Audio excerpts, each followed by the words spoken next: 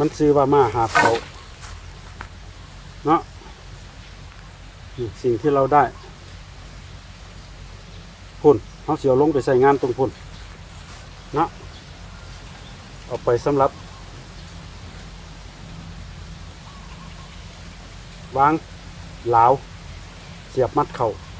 เอาวางตรงนี้แหละสมมติว่าไอ้ตัวนี้เป็นเหลา